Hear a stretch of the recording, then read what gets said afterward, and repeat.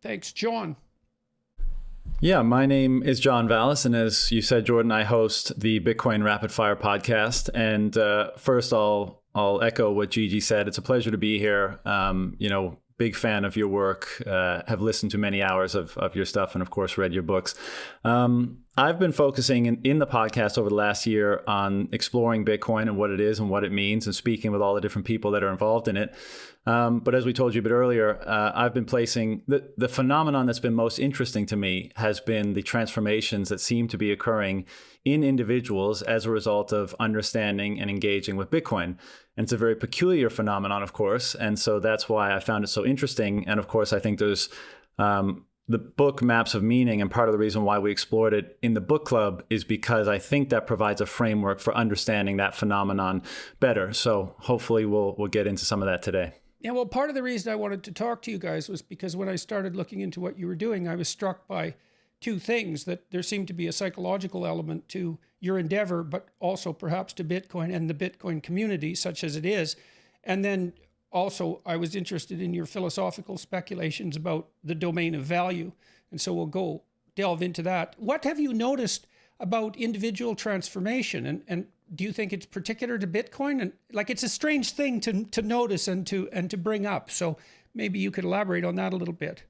Sure. Well, the answer is yes. And one of the interesting overlaps between your work and you and the changes that are represented in people that get involved in Bitcoin is I think there's a lot. There's a lot of the instantiation of a lot of the things you talk about are represented in the changes we're seeing in people that engage with Bitcoin. And of course, notwithstanding that your work generally, as it permeates out into the culture, is providing people with ideas to chew on, and that causes some degree of change. But what I've noticed in people in Bitcoin is that it rapidly accelerates this change toward taking more responsibility, as it were.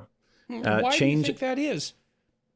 Well, there's a couple reasons. And I think the other aspect, to sum up and not take up too much time initially here is that it changes people's time preference as well. It changes their relationship to time. And so the first, why I think that is it's a very peculiar thing, but I think the genesis of it is that Bitcoin allows you to own something and to allow you to exclusively own something for the first time ever. And that is the private keys to your Bitcoin. So it's an extreme form of ownership that is not represented in any other domain of life. It's an inherent property right. What difference do you think this idea of unique ownership makes? And then how do you relate that, or if you do, to a difference in time preference? And what does that mean? Well, for one, I would say that because it's the first time to experience something like that, it changes your relationship to responsibility.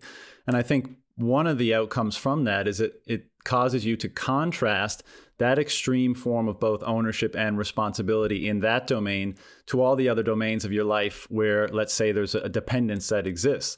And so this is kind of the idea of freedom that Bitcoin seems to engender, is that when you take complete sovereignty and control over the thing that most reflects, who you are out into the social world at the very least, and that is money. That is the emblem of your time and sacrifice, or what you gain rather for your time and sacrifice. Once you take control over that, I think it provides a very powerful impetus to look at other areas of your life and see where you might establish greater sovereignty and take the responsibility to do that. Another part of it is once you come into this space and you start to realize basically the impact of the current system of money that we use.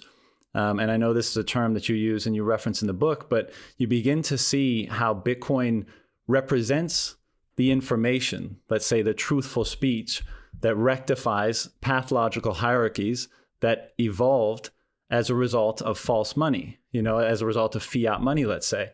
And I think you could broadly say that money is information regarding your own value hierarchies that you, when you use it, everybody you communicate. Else's. Right. Mm-hmm. And so when you use it, you communicate those.